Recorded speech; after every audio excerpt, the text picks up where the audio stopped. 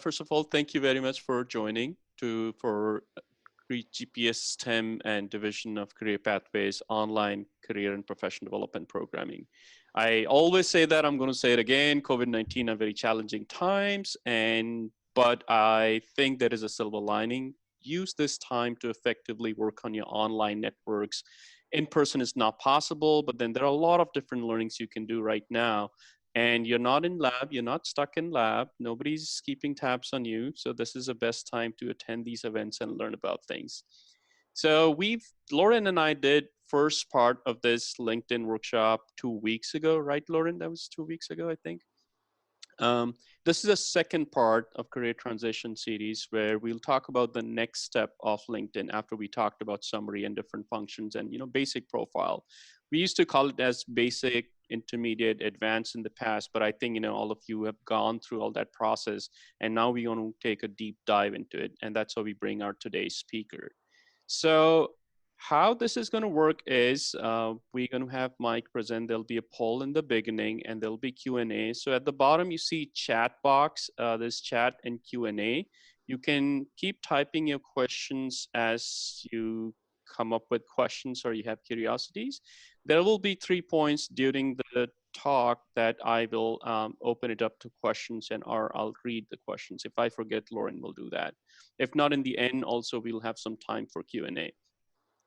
So getting started, first of all, I would like to ask Lauren to say a little bit about Division of Career Pathways, what you do and how that's in line with what our trainees are looking for. Wonderful. Thanks, Surinder. Hi, everyone. My name is Lauren Lyon. I am the graduate career counselor for our students. I work frequently with GPS STEM and its members. So if I haven't met with you before, I'd love to do that. Most of our offerings are through Handshake, but we also work one-on-one with GPS STEM to do things like drop-in hours for resume CV reviews, things like that. So please look for announcements regarding our offerings. As far as LinkedIn, if you want to have more one-on-one and go through your LinkedIn profile, you can definitely set up an appointment with me and we can chat and how to personalize it a little bit more for you. All right, thank you, Lauren. Now I would like to introduce our speaker, Mike Tessel. Mike, thank you very much for, first of all, taking time out. And these are difficult. I'm sure you're also busy with a lot of career and professional development programming, but you're still able to take time out to actually talk to UC Irvine and tell them about the LinkedIn functions. Thank you. Mike Tessel is currently the Senior Director of Graduate Career Development and Employer Relations at UChicago Grad, which is a unit at Office of the Provost at University of Chicago. Mike also in this capacity oversees a team of full-time staff members, including career advisors and employer relations specialists. And Mike received his PhD. He's one of us. He received his PhD in cancer biology from Northwestern University in Chicago. And then he did his postdoctoral training from U of Illinois, Chicago, in pathology department, right? That, Mike? Is that? Yeah. So actually, I was also a postdoc at UIC, but we never coincided. I think, Mike had left before I joined. But Mike was part of the My Choice program at University of Chicago, which was their NIH BEST program, similar to what we had at UC Irvine, which was previously called GPS Biomed. And while there were a lot of programs which were very exclusive and only close to UChicago trainees, but Mike was very generous to let me go and attend some of those events. And that's how I was able to learn about many different careers which come out of PhD. And this was one of those things which I saw Mike doing and I got really excited. And I thought I would also like to do that. And Mike was very helpful during the process in helping me with preparing for materials. Thank you very much, Mike. Welcome to our LinkedIn Career Transition series. It's all yours now. Thank you so much for having me. Thank you, Harinder. Thank you, Lauren. Thank you for welcoming me to sunny California through your computers. I'm very happy to be here. Thank you all for joining. The premise of this workshop really is based on being the second in the series where previously Harinder and Lauren gave some really outstanding tips on forming your LinkedIn profile. And I think what often happens when students and postdocs come to me afterwards and they say, okay, I have my LinkedIn profile, now what? And so today I'm going to attempt to answer that question. And but first, I'm going to say a little bit about myself. Thanks for reading that bio, Harinder. So this is a little bit about me, which some of it was already, I guess this was already covered, but I should say, based on the tips that those of you who attended the previous session received, these are not my, this is not my LinkedIn profile picture. I wouldn't put that there, but I use this when I got started in career services just to show the students and postdocs that I was once where they were. And the other thing that I like to, that I mentioned is that, while this wouldn't be a good LinkedIn profile picture, it actually, it was a very good picture on dating websites. People just were very curious as to what was going on there. So if you have any great pictures of you doing science, they may have some value elsewhere. And I always thought that was kind of funny. So right now, as Harinder said, I work in an office called UChicago Grad, which is essentially the career services office for graduate students and postdocs at the University of Chicago. I oversee a team of 8 professionals that really do all of the career services, and including advising. We put on workshops. We have some large-scale events. And I also serve as one of the advisors for the PhD Scientists Bill. And as Harinder mentioned, I was involved in a program at UChicago that's similar to GPS Biomed. And I also do employer relations work. So now I'd like to know a little bit about who's in the audience. I see a little thing that says 28 people. So maybe this would be a good time to launch that poll just so I can see who you are. And you could also see who else is here as well. Okay, thank you, Mike. I'm going to launch the poll. Please go ahead and take a few minutes, or maybe less than a minute, actually, this will be quick, and give your answers. Okay, you can work now.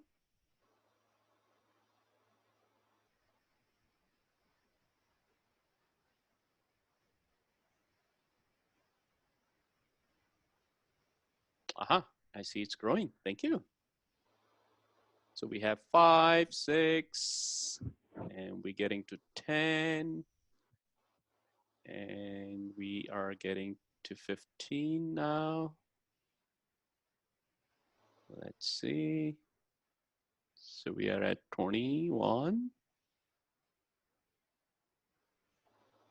22, just a couple of few more. I think we should have 2 more. All right, don't be shy, just put it in. You're not going to know who's taking the poll. Okay, we are almost there. Okay, we have 23 out of 27. Maybe we're missing 1. That's good enough. 2 more. That's good enough. All right, I'll end the poll and share results. Here you go. Right. So we have, for 61% are PhD students, 17% postdoc, 13% staff, and there's 1 faculty and 1 master student. We have equal numbers from School of Biological Sciences and Medicine, total 60%, 20% from engineering, and close to 9% from physical sciences. And there are people who are already looking for a job, and it's in progress, 13%. And most of you are in 0 to 6 months away from looking for jobs. And then we have within next 1 year, 17%, 1 to 2 years, 26%. And I really like to see that there are people who are 2.5 years away, 2 years away, and they're still looking, planning for jobs which are doing LinkedIn. That's awesome. Good to see that. Have you ever conducted an informational interview? 6 of you, 26% say yes, and there's a large number which says no. I think we'll talk about it a little bit briefly, but we will try to do a session on that, so stay tuned. And there are a few of you saying, what is that? That's good to know. And 39% of you attended last session, which was offered by me and Lauren, and 60% of them did not attend. All right. Well, thank you so much for sharing a little bit about yourselves there. That's really helpful as I move forward, just to kind of know a little bit about who I'm here speaking with. So really the outline today is, oh, oops, I almost clicked the wrong thing here. So the outline today is, I'm not going to talk much about the profile. Normally I do have some slides on that and I can answer questions if they come up, but I really think that Lauren and Harinder did an excellent job in the previous presentation. So the 40% of you who saw it, that's great. For those of you who didn't, I recommend that it's up on YouTube, and I'm sure that they can also share the actual the links to both the slides and the presentation, which were excellent. So today we're going to focus on how to build new relationships using LinkedIn, and then how to make the most of those relationships, and then also a little bit about how you're using LinkedIn for your job search. So if you do have, so this is what we're going to talk about, but if you want to put in the chat box anything that you would like to hear about, or I will try to make sure that I call attention to those as I go through the slides. And then at the end of each section, we'll pause and we'll answer any questions that have come in. So. I don't see any questions so far. I just All right. sent in, yeah, don't be Well, shy, it's ask straightforward. anything. People just want to see what I have to say, and definitely feel free to ask throughout, and then I'll make sure to get to those when we take a quick break. So I guess jumping in here, about using LinkedIn to build new relationships. This is what really LinkedIn is all about. It's about relationships, and I think that, you know, sometimes people don't realize the power of the search capabilities in LinkedIn, and so just some of the different ways you can search for people. Certainly there's some great alumni from your institution that you can find, or even from previous institutions. You could search for employers of interest. You could also search based on geography and keywords, and rather than kind of just listen to these things, I think what I'd like to do is actually show you a quick demo of how that works. So I'm going to share a different screen now with my LinkedIn open.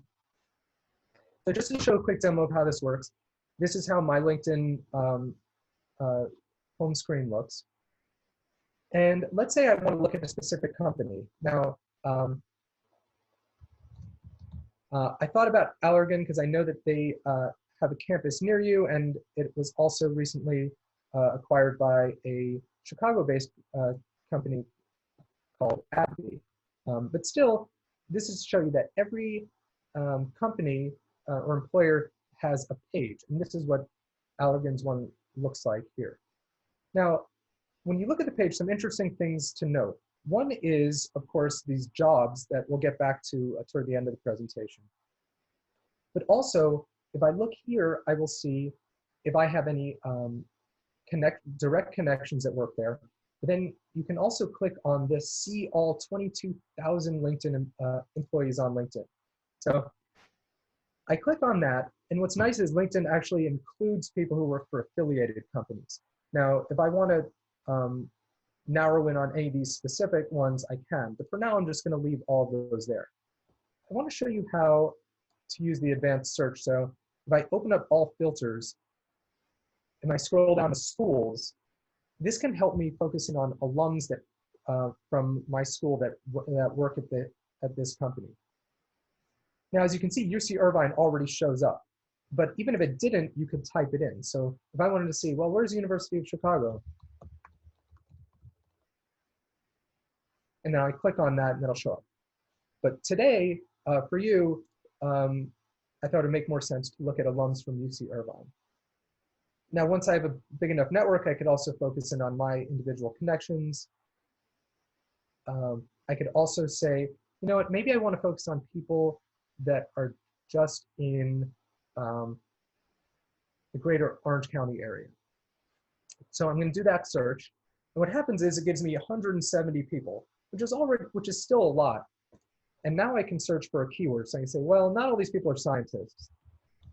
I'm going to add the keyword scientist there, and it narrows it down to 42. And that might already be enough to start looking at some of these people's titles and seeing what's going on. But you could also try other keywords. You could type in PhD. So LinkedIn currently doesn't have a search filter for degree type, but you can search for PhD as a keyword, and it's pretty good at finding people by using that. So, so now at this point, I may say, oh, you know, this person's a senior scientist. Maybe I want to learn more about them and connect with them. So, so going back to the presentation, let's share this again. A couple things to think about when you want to reach out directly to connect with someone that you found on LinkedIn. If you request a connection, you can connect with them directly through LinkedIn. Of course, you're limited to 300 characters in your message. We'll get to that, but make sure to customize it. You can also try to find an introduction. So what I didn't show you just now, but I'll show you a little bit later, is that if you are a second-degree connection in LinkedIn, it'll tell you who you know in common, and then you can ask for an introduction. You could also send an in-mail. Now, to send an in-mail to someone who's not already in your network, you need to have a premium LinkedIn account, with one exception that I'll get to later. I don't necessarily recommend getting a premium account, although if you want to do a free trial, you can take advantage of that. But make sure to cancel the subscription, otherwise you'll keep getting charged for next couple of months, Yes. which happened to me. Set a calendar invite to cancel your subscription if you're going to do the free trial. You can also message within a group. This is a feature that LinkedIn doesn't really promote very heavily, but you can actually get around the in-mail limitations by messaging people that are in the same group. So we'll talk about these kind of 4 ways. But in addition to that, realize that you might be able to find someone on LinkedIn and then find their contact info elsewhere. So I know the University of Chicago has an alumni directory, and I just heard from Lauren that there's also a directory that at least the students among you at UCI have access to, and you might be able to find contact information there. So a number of ways to connect with people that you might find searching on LinkedIn. So just let's talk about reaching out directly on LinkedIn. So this is another example of a search, and this time I was doing one at U Chicago. I was searching for alums that worked at Microsoft. And let's say I wanted to connect with Helen. Well, I could click connect directly over here from the list, but I'd probably want to look at her profile first and learn more about her. And then you can also click connect from the profile. What pops up then is one of these boxes where it says message optional. And I highly recommend, even though that's optional, I highly recommend taking that option to use those 300 characters to say something that will make Helen want to accept your connection request. So here's just an example of that. And you know, I guess the only other things I'd say about connection requests are, yeah, don't use the default. I'd like to, which basically just sends, I'd like to add you to my network. And those kind of come off as spam. You know, a lot of professionals get a lot of those, and they might ignore them. Here are a couple of examples of what these messages might look like. Let me just open this on my other screen here. So it might say, hi Alice, I noticed that you studied cancer biology at UCI. I'd love to chat sometime and learn more about your work. Very simple, but you're calling out the thing that you have in common with them. You know, I should also mention, you can look at the person's profile or their recent activity, maybe things they posted to learn what you might have in common. Another one here. Hi Steve, I'm a postdoc. I'm a UCI postdoc looking to make a transition into data science. Your work in advertising algorithms seems fascinating. I'd love to learn more about it. So those are some very brief connection request messages that I think are likely to get an acceptance. Okay, Now, keep in mind, when someone accepts your connection request, even if you wrote a custom message, which you should, it's still really on you to follow up. They might proactively follow up, say, hey, thanks for connecting, but chances are they're just going to accept your request, and then it's still on you to follow up. And you have a couple of options for how to do this. One that we already talked about is InMail, and that's where now I can use this. Now that, for example, if Harinder is my first degree connection, I can send him an InMail, and it's basically like an email. I have unlimited characters to send a message.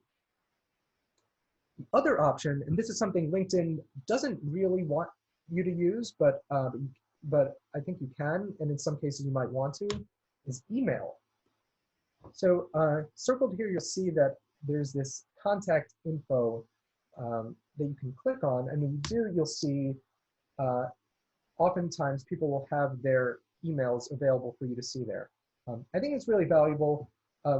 In some cases, people will have this hidden, but I think the default is for it to be there. Now, if I get the sense, looking at Harinder's profile, that he probably is an active LinkedIn user and will respond to an InMail, I might prefer to do that. You know, one clue that he's an active user, he has 500 plus connections. I see he's customized his headline, he's customized his background. He knows what he's doing on LinkedIn. He probably uses it. But you might find other people, and it might seem that maybe they don't use it as often. Email might be better. And to some people, email just seems a little bit more personal. So you have both of those options. They both work. And I want to say, so just give you an example of an email that that you could send. So emails importantly have subject lines, and subject lines are very important for a person's decision as to whether or not to open an email from a stranger, even if you've already connected on LinkedIn. But this can be something, a subject line like this. You mentioned what you have in common. So you're a UCI PhD alum or a UCI postdoc. And then, you know, you could send a message. I typically recommend using first name. There's some different opinions about this out there, but I think, you know, the risk in being a little bit more formal is it might come off like you're trying to sell them something. But I usually use first name. So, you know, first I want to, you know, I think right now you sort of have to acknowledge we're in a challenging time. People may have many different things going on in their life. You know, I think you just need to acknowledge that. And at this point, these messages are almost cliche. Every email I open has something like, you know, I hope you're doing as well as possible in these challenging times. But it still is, you know, it still is a nice gesture to show that you understand that this could be a complicated time for the person. So I mentioned the challenging time. I say, you know, I'm a recent biophysics PhD alumnus from UC Irvine. I noticed on LinkedIn that you work for Cyberdyne Systems Corporation. The Skynet initiative at CDI is fascinating. I'd like to learn more about Cyberdyne as well as your personal career path. Would you be willing to speak with me by Zoom or phone in the next 2 weeks? I look forward to speaking with you. Of course, in person is even better, but when that's possible, but right now it's not. Also, of course, from my example, you could tell that I'm a child of the 80s with my Terminator 2 reference. So another thing that I like to do here is, even if it's an email, I like to put my LinkedIn signature at the bottom here. It's a little like a subtle way to include, including the equivalent of your resume without the sort of forwardness of attaching a resume. So I kind of prefer doing this. The other thing you can do is request an introduction. So here, see here, Helen, I see I have 8 shared connections. When I click on that, I will see who these people are. And one of them might be someone I know fairly well. And at that point, I can either ask them directly. I could either go to that person on LinkedIn, or I may want to go off LinkedIn and send an email to my friend and say, hey, I noticed you're connected to this person on LinkedIn. So here's an example of that. I'm not going to read all these examples, but I'll definitely share the slides, and in the recording, you'll be able to see it. So it's basically, the one thing I want to point out is this line, would you by any chance feel comfortable introducing us by email? you want to acknowledge that there is a possibility that they don't know this person that well, even though they're connected with them on LinkedIn. So you want to give them an easy way to say no, whereas not to put too much pressure on them. So, and I think it's important to say why you want to talk to them and just acknowledge that, hey, if you feel comfortable introducing us, that would be great. Otherwise, I understand. A little bit about LinkedIn groups. So there's some good ones out there with alumni networks. Definitely join those. I noticed a couple here that I listed from UCI. There are also some regional ones like UCI alumni in LA, UCI alumni in San Francisco. Professional societies have groups. The nice thing about joining these groups is that you can message individuals that you meet within these groups. So let me go back. So here are just a couple of examples of some specialty groups, and some of these might be relevant to you, some of them might not be, but what I want to draw your attention to is how many members are in each of these groups. And by joining, you can find people that you have a chance to send a message to. Maybe you see them chatting about a topic that interests you. You can follow up with them directly or sort of participate in the conversations. So I'd say, yeah, you can ask and answer questions, but I'd say when you join a group, definitely listen first and then participate. And then also just think about ways you can be helpful. And that's kind of a good tip for networking in general, but certainly within the LinkedIn groups. So here's just an example of the type of outreach to someone that you might have found in a group. So you see someone and you think, oh, maybe this person might be interested in connecting with someone else that I know that they're not currently connected with. So just another example of something that you can say to a person there. So obviously when you reach out, you want to tailor your requests. Some good phrases are things that start with like you mentioned, or I'm curious, or I noticed that. And then I just wanted to lay out finally some general do's and don'ts, I'd say, of reaching out to new connections. So first of all, keep the message brief. I'd say one paragraph is about enough. Express an interest in the person themselves. So, it's not just about you trying to get into a company. You actually have a sincere interest in learning about a person. I say 30 minutes is a good amount of time to ask for. They might be even more generous and offer you more, but I'd say 30 minutes is a good ask. Prioritize in-person meetings when possible. Obviously, that's not possible right now. Follow up in 1 week if you don't get a reply. Don't give up, but also give them some time and understand people are busy and have other things going on in their life, especially right now. Okay, as importantly, things not to do. So don't write an essay. This person doesn't know you. They're not going to spend time reading a very long message. Don't seem desperate. I know this is kind of hard because maybe you feel like you're in a tough spot, but that puts pressure on someone that might turn them off if you seem desperate. So in my opinion, don't attach a resume.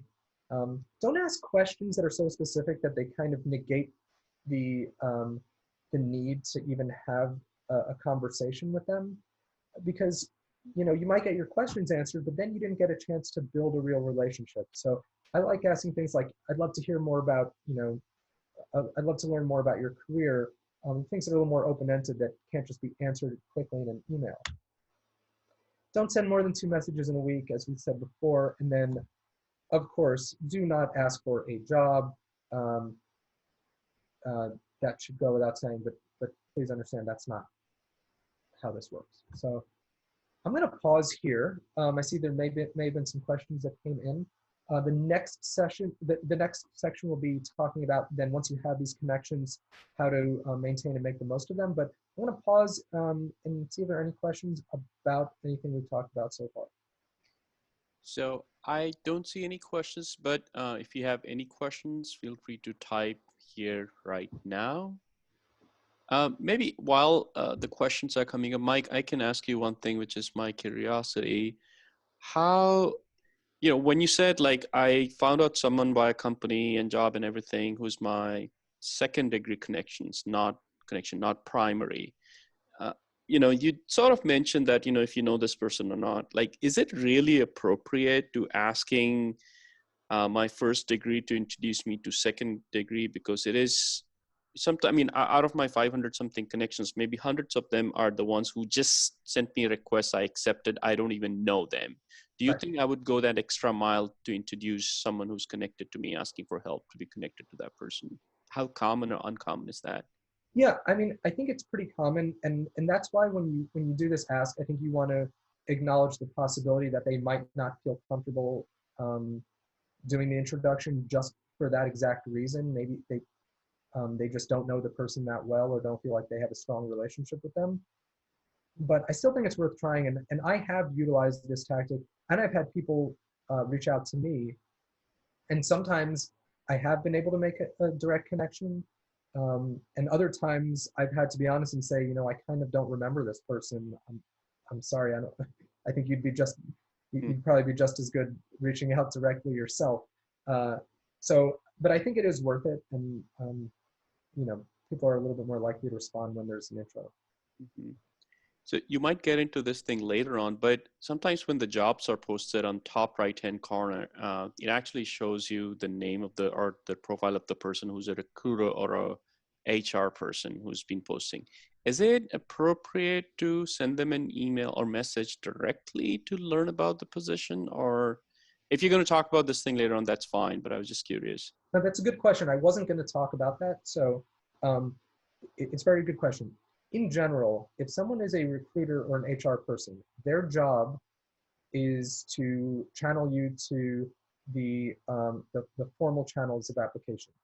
The ways they can be helpful is if you actually have specific questions about the job that you want answered. So if your intention with reaching out to them is somehow to, you know, give yourself an advantage or increase the chances that your application gets looked at, that I don't think is a great tactic. But if you are, you know, actually have something you're uncertain about based on the job listing, they could probably get you, you know, some clarity. So I think it could be good for that.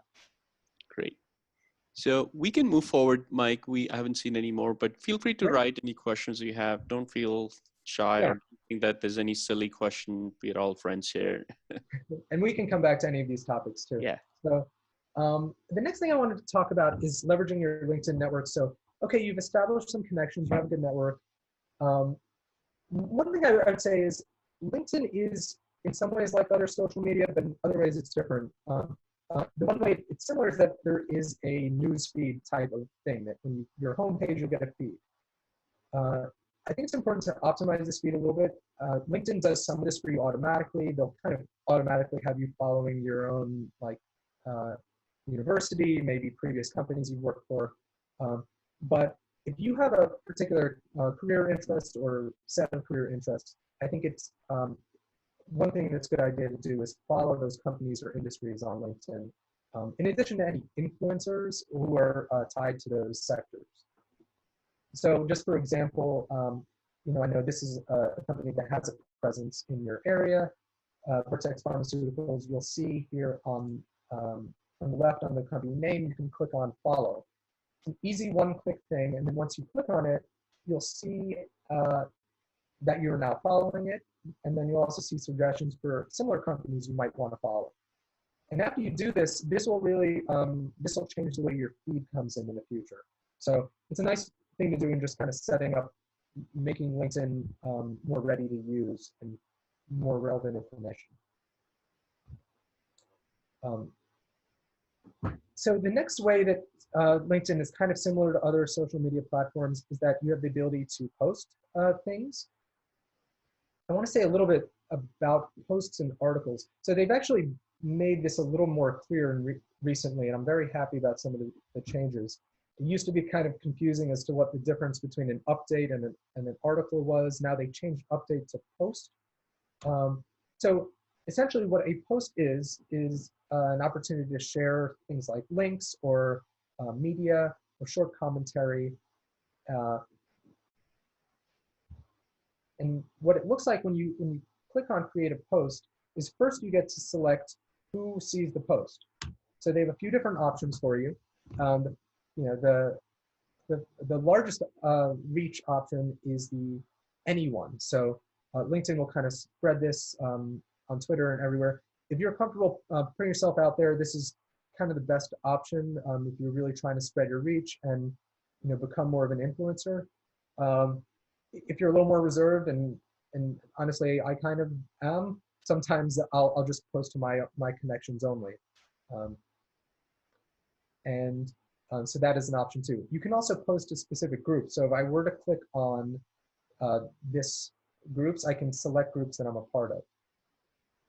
Now, the other thing you can do is an article. I'm not going to talk much about articles here, other than to say that this is more of like a typically more long form publication type format. You want to write an op-ed piece about something professional, or you know, an article is the way to go there. So most cases, I think the post is the way to go for, like, you know, probably 95% of the people that I work with. Now, I wanted to also give you some kind of do's and don'ts on posts. So the first thing I'd say is all the experts will say post regularly. I have to admit, I don't exactly practice what I preach here when it comes to this, but I am a keen observer of other people's posts, so I do have some useful tips, I think, and I'm trying to post more often.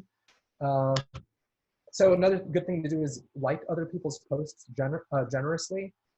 When you like something, it then shares that to your network. But it's also a nice way to keep in touch with your contacts. I think one thing to do is always include comments or with any link or article that you post. It's much better if you even say a few words about why you're reposting something that you found, or why you like a particular article, or if you have some commentary on it that's interesting. So with that being said, try to make your comments interesting and engaging. You know, some people say that the best ways to do this are either to try to educate your audience, so maybe if you can add on some additional value through knowledge, or perhaps maybe you have an opinion that you want to put out there. Now certainly, you know, opinions, you want to sort of be judicious with how you put opinions out there, but if the opinion is consistent with the personal brand that you've built, then it might be worth doing. Post or reshare posts to congratulate others on accomplishments is a great way to stay in touch with your network, keep you present in the mind of maybe somebody who you met a couple months ago. Maybe you don't have anything to talk to them about right away, but it's just a nice gesture and it's easy to do. Also use the @ symbol and the hashtag when you are posting something. The @ is great because not only are you posting something in your network, but if you know specific individuals who might be interested in your post, you can tag them and they'll get a message saying that they've been tagged in a post. Hashtags are good too. They kind of work like they do on Twitter to group topics together. So if something's not to do with your posts, I don't like the posts to say, I'm looking for a job now. I think they typically come off as a little bit desperate. You know, as with any rule, there's some exceptions to this, and I've seen some very creative ways where people have done this successfully, but I'd say most of the time, 90% of the time, the posts that say I'm looking for a job don't go over that well. So that one's kind of just my opinion, but I'd stay away from that. Don't forget to proofread. Nothing speaks to lack of professionalism, like, you know, typos or just sloppiness in the post. So just proofread it. Don't post the same things multiple times. Now you can post the same thing to multiple groups, but you know, keep the content fresh and new. Untrusted source, yeah. Fake news. Don't post fake news. Try not to stir up controversy. Again, like, back to the opinion thing. If this is part of your personal brand, then maybe, but in general, I would stay away from controversy. Also, don't post about non-professional items. This isn't Facebook, so no baby photos.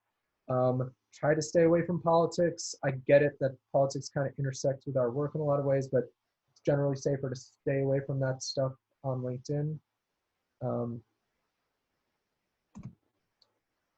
okay, so something about maintaining, I want to say a little bit about maintaining the connections you have. And this kind of goes for all networking, not just LinkedIn, but a nice way, okay, you've met someone, maybe you've had an informational interview.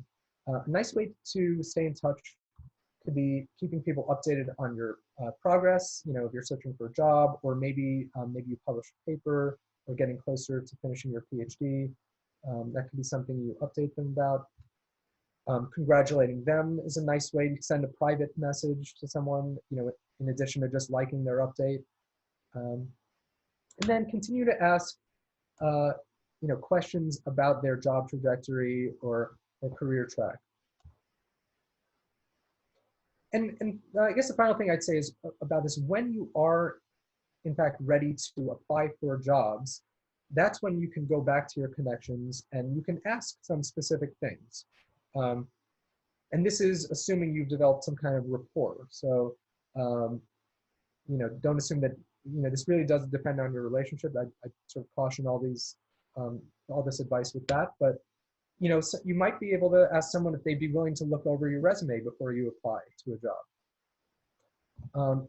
If you're interested in a job at their company, you can ask if their organization has a mechanism for internal referrals. And if so, if they'd feel comfortable passing your resume along. This is kind of like, would you feel comfortable introducing me to someone? You want to acknowledge that, you know, it might not make sense for them to do it and sort of not put undue pressure on them. You can ask if they have any details about a position that you noticed or a team that's posting a position at their organization. And then finally, if your connection is actively involved in the hiring, or if you have reason to believe that they are, then I think the one thing you can do is, after you do apply through the formal channel, you can send them a note and let them know, hey, just wanted to let you know that I submitted an application to this job.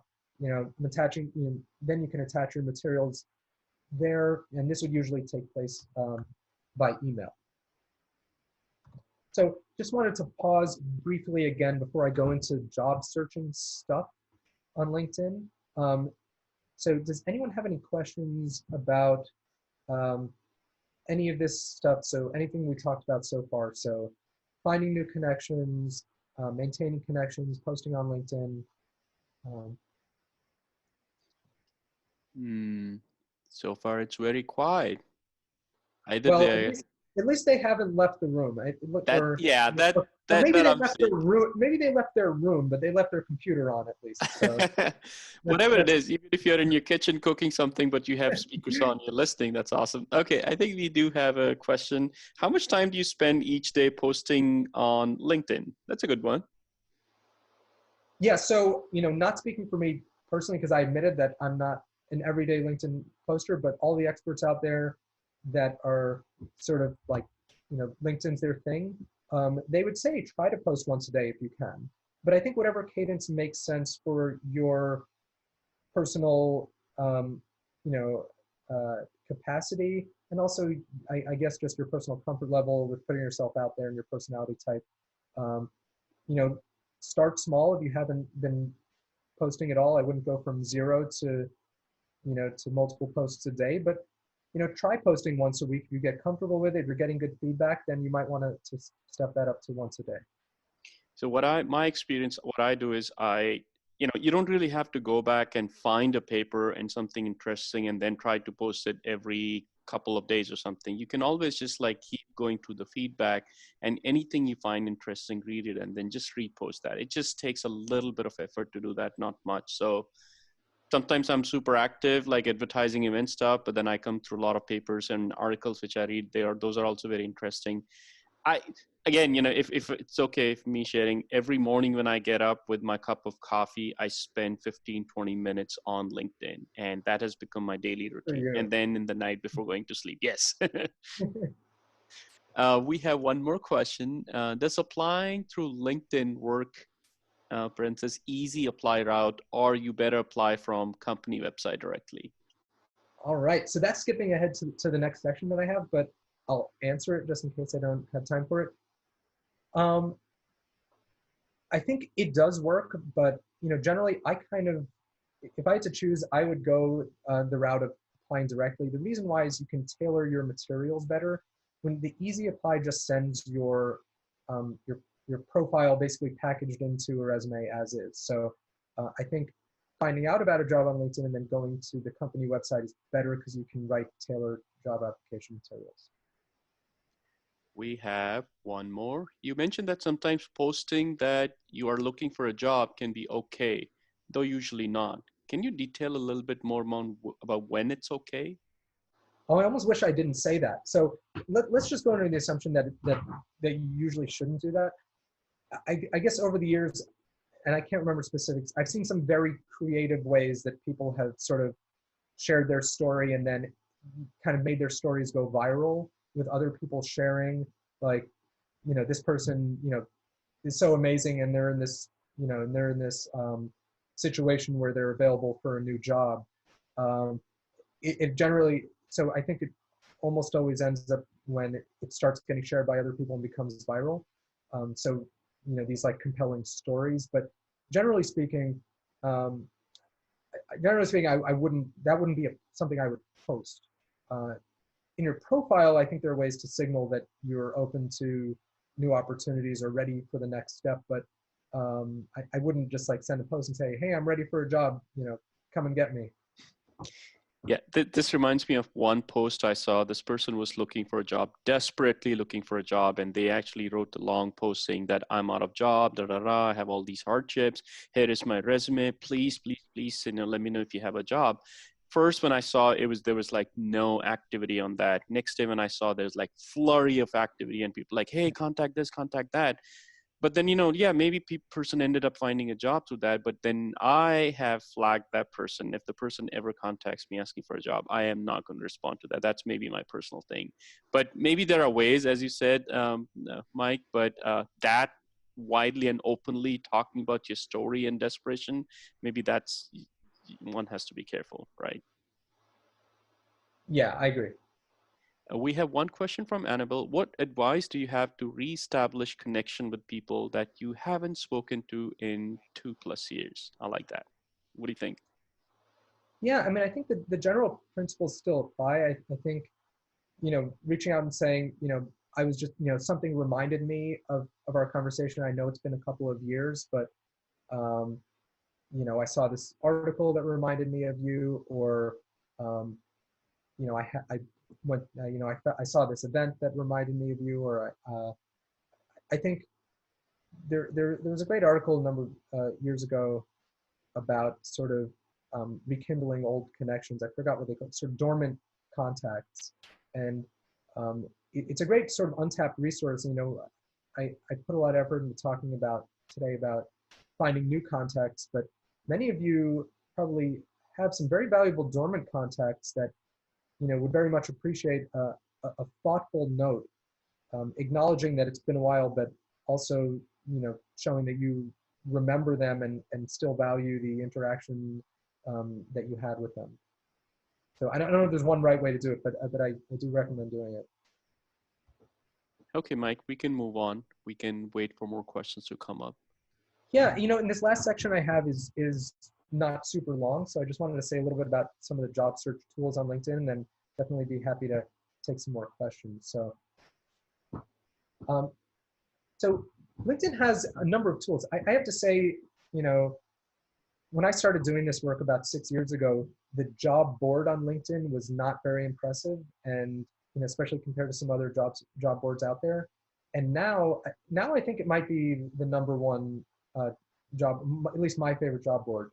You know, basically every company seems to post their jobs on LinkedIn, you know, in addition to elsewhere, and are just some great features. So just going through that, you know, if you look at the jobs at the very top of your LinkedIn home bar, you'll see several things. So if I just click on jobs, first thing that'll come up, it'll bring me to this page where it says, based on your profile, and it'll suggest jobs. And this list kind of, you could scroll down and see more. But then if you click on one of the 3 dots next to any of them, you know, if a job, especially if a job doesn't look like something you're into, you can say not interested. And that's really nice because then their algorithms will sort of correct themselves and train to offer you better suggestions for jobs. Once you've done that, you can also set up job alerts, which are really nice. They'll send them, at a frequency of your choosing to your inbox, or just to your LinkedIn notifications. So you can say, I want to get job alerts once a week or once a day, and it'll send you jobs that are similar to ones that you'd searched for, or a match for your profile. So you can set your job search preferences. One new feature they have that I think is okay. I'm not sure how great it is for people kind of seeking a career transition job, but if you look at your profile, you'll see this section you can signal to recruiters that you're open to new opportunities. So I turn that on right now, even though I'm not actively looking for a job, just to see what happens. And I've actually done this a couple times, and they say they only share it with recruiters. I think it's meant for people who are already in a job and then maybe open to leaving, but kind of want to keep that a little bit quiet within their own company. I think it's okay. In most of your situations, it would be fine to turn on. I don't think nobody's PI is going to be like trying to find out if they have that on or not. On the other hand, I wouldn't expect that you turn that on and then just, it's not like you turn that on, the job offers start flowing in. I don't think it'll work like that at this stage in most of your careers, but you may as well turn that on. Another thing you can do is add preferences when you turn on. So you can enter the types of job titles that you would be open to, and then locations. And then finally, you can put if you're interested in full-time jobs, contract work, part-time, etc. So the other way you can search for jobs is first go to an employer. So I went here earlier, and I see that Vertex has 270 recent jobs posted. Maybe I want to learn more about the company. So I can do that here on the website, maybe on the site here, learn more about company culture, and then of course go back to see some of those connections and really build my network within this company. So you may also want to set your filters. So here I search for Vertex Pharmaceuticals within the jobs, and then I can open up, and these jobs, 202 jobs will pop up. I can open up these advanced filters, and I can say, I'm really only interested in the ones in the San Diego area that are related to research and are full-time. So, if I apply those settings, then it'll narrow down to just a handful of jobs. So I think there's some good filters here that are worth using.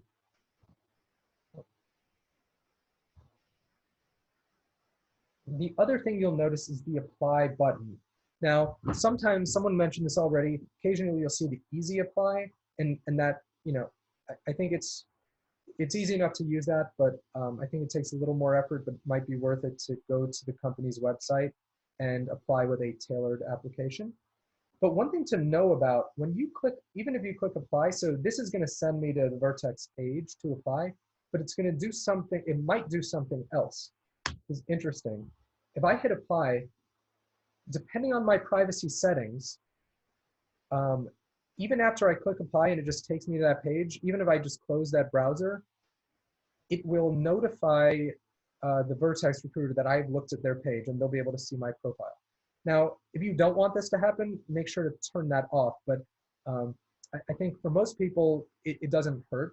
And I mean, the worst thing that'll happen is a recruiter will contact you. And after all, that's not a bad thing. So the default setting, I think, is for that to be on. So you can go into your privacy and change that if you want. Mike, there's a question for this slide. I think we may miss it. So on the left-hand side, the job 1, 2, 3, it says senior scientist, analytical development. It says promoted. One of the person asked, what does that mean, promoted? Yeah, that means that the employer has paid to get that job moved up higher on the list of jobs that are presented to you. So it's like they paid for an advertisement. They paid to advertise that job. In a way that signals a few things. It's not just a job. I think in some ways it's more likely that it's a job that they're actively recruiting external applicants for if they're willing to pay to promote it. But that's really all it means, is that they pay to promote it.